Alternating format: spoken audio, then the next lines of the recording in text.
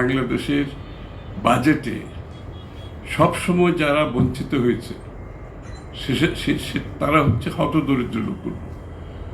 যারা নিম্ন আয়ের মানুষ তারা সবসময় বঞ্চিত কিন্তু, এবং এই কারণে আর বিশেষ করে বর্তমান প্রেক্ষাপটে যেখানে দারিদ্রতা বাড়ছে, যেখানে চাকরিহীনতা বাড়ছে, যেখানে বিনিয়োগ কমছে, তো আমাদের প্রথমে দারিদ্রতাটাকে, দরিদ্র মানুষগুলোকে, নিম্ন আয়ের মানুষগুলোকে অ্যাড্রেস করতে হচ্ছে এখানে।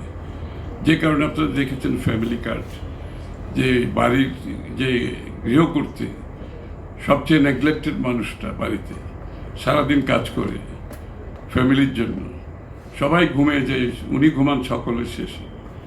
এই মানুষটার প্রতি কেউ কোনোদিন খেয়াল করে নাই, তার কোনো সামাজিক মূল্য নাই, এমনকি পরিবারেও খুব একটা মূল্য নাই, কারণ তার তো কোনো আয় নেই। Income is a power, money is a power. এই যে আমাদের গার্মেন্টসের মেয়েরা একটু এম্পাওয়ার্ড কীভাবে হয়েছে? বিকজ তাদের একটা আয় আছে বলে তারা পরিবারে এম্পাওয়ার্ড হয়েছে, সমাজে এম্পাওয়ার্ড হয়েছে। তা আমরা ওই লোকগুলোকে অ্যাড্রেস করেছি প্রথমে।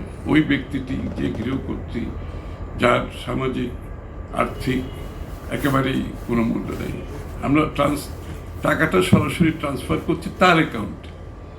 এখানে কিন্তু মাঝখানে কেউ নাই।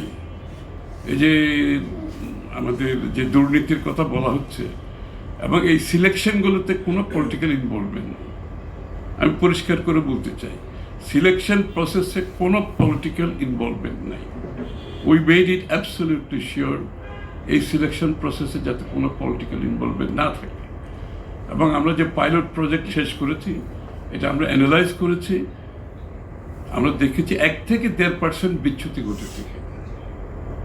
বাংলাদেশের জন্য এত বড় সাকসেস আমি মনে করি কোনোদিন হয়েছিল না। 1 থেকে 1.5% বিচ্যুতি হয়েছে, এবং সেটা আমরা এখন কারেক্ট করছি। ওই 1-1.5% যেটা হয়েছে সেটা আমরা এখন কারেক্ট করছি, এবং আশা করি আগামী দিনে 100% না হলে 99.9% পর্যন্ত হওয়ার সম্ভাবনা আছে। আমি মনে করি বাংলাদেশের প্রেক্ষাপটে এই যে ডেলিভারি সিস্টেম গভর্নমেন্টের, এটা একটা বড় সফলতা শুরুতেই। এবং ফার্মার্স কার্ডে আমরা গিয়েছি, এগেইন বাংলাদেশের আমাদের ফুড সিকিউরিটির জন্য যে লোকগুলো সবচেয়ে বেশি কাজ করে, আমাদের কৃষকরা, তাদেরকে আমার ফুড সিকিউরিটি নিশ্চিত করতে হলে এই লোকগুলোর জীবনযাপন, তাদের স্বাচ্ছন্দ্য, তাদের যে কৃষিতে তাদের যে কর্মকাণ্ডে একটা ভালো অবস্থানে তাদেরকে নিয়ে যেতে হবে। যে কারণে আমরা ফার্মার্স কার্ড দিয়েছি। আশা করি কৃষিতে তার প্রতিফলন করবে, তাদের জীবনযাত্রার মান উন্নত হবে, তাদের পরিবারের জীবনযাত্রার মান উন্নত হবে। আরেকটা হচ্ছে এখানে আমাদের universal health care, primary health care, preventive health care, যেটা বাংলাদেশের মানুষ সবচেয়ে বেশি ব্যয় করে স্বাস্থ্য খাতে নিজের পকেট থেকে, আফগানিস্তানের চেয়েও বেশি ব্যয় করে। আমাদের স্বাস্থ্য খাতের অবস্থা এত খারাপ, সেই জন্য আমরা সিদ্ধান্ত নিচ্ছি এই মানুষগুলো যদি আমরা ঠিক করতে না পারি, বিশেষ করে নিম্ন আয়ের মানুষের যারা অ্যাফোর্ড করতে পারে না, এটা ইউনিভার্সাল হেলথ কেয়ারের মাধ্যমে মানুষের সাপোর্টটা দিতে পারি, তাদের যদি প্রাইমারি হেলথ কেয়ারটা আমরা টেক কেয়ার করতে পারি, এদের কিন্তু স্বাস্থ্যের অবনতি কম ঘটবে। কারণ প্রাইমারি হেলথ কেয়ারটা যখন সে পাবে, তার কিন্তু স্বাস্থ্যের অবনতি সামনের দিকে অসুখ বিসুখ কম হবে। তো এই জন্য আমরা এখানে একটা বড় প্রজেক্ট নিয়েছি যে প্রাইমারি হেলথ কেয়ার সকলের কাছে পৌঁছে দেওয়া, ইউনিভার্সাল সকলের কাছে পৌঁছে দেওয়ার। এটা ডেলিভারি কঠিন, কিন্তু ডেলিভারি দিতে হবে, এবং ডেলিভারির জন্য আমরা কিন্তু শুধুমাত্র সরকারি কর্মকর্তাদের উপর নির্ভর করছি না। এখানে একটু পরিবর্তন আসছে। এখানে আমরা প্রাইভেট সেক্টরের সাথে কাজ করব, এখানে আমরা এনজিওদের সাথে কাজ করব for delivery. Creative economy is another aspect. Again যেই মানুষগুলো বঞ্চিত মানুষ, বিশেষ করে মহিলারা গ্রামে গঞ্জে কাজ করছে, আমাদের কামার কুমার থেকে আর্টিজানস যারা আছে, যারা শীতল পাটি বানাচ্ছে বরিশালে, আবার কেউ কামার কুমার তাদের মৃত ওই যে আমাদের প্রোডাক্টগুলো করছে, আবার আমাদের তাঁতিরা করছে। মানে বহু মানুষ সারা গ্রামে গঞ্জে কাজ করছে, যারা আসলে কোনোদিন কোনো বাজেট কিংবা তারা সরকারি অর্থনৈতিক কর্মকাণ্ডের পরিকল্পনার মধ্যে এই লোকগুলো আসে। দ্যাট ইনক্লুডস অলসো যে আমাদের থিয়েটার আর্টিস্ট, এরা ভাত খেতে পারে না, আমাদের গায়করা ভাত খেতে পারে না, চলতে পারে না, গান কি করবে, থিয়েটার কি করবে। সো আমরা এদেরকে অ্যাড্রেস করছি, এদেরকে আমরা এম্পাওয়ার্ড করতেছি। এটা আমরা ক্রিয়েটিভ ইকোনমির মধ্যে ওদের সবাইকে নিয়ে আসছি কিন্তু, এবং সবার জন্য প্রজেক্ট আছে, অ্যালোকেশন আছে। আমি বক্তৃতা বলছি না, এটা অ্যালোকেশন আছে, আপনারা দেখতে পাবেন বাজেটে। এদের জন্য আমরা অ্যালোকেশন রেখেছি, টার্গেটেড গ্রুপ, এবং এই ডেলিভারিটা আমরা প্রাইভেট সেক্টর এবং এনজিওর মাধ্যমে করব।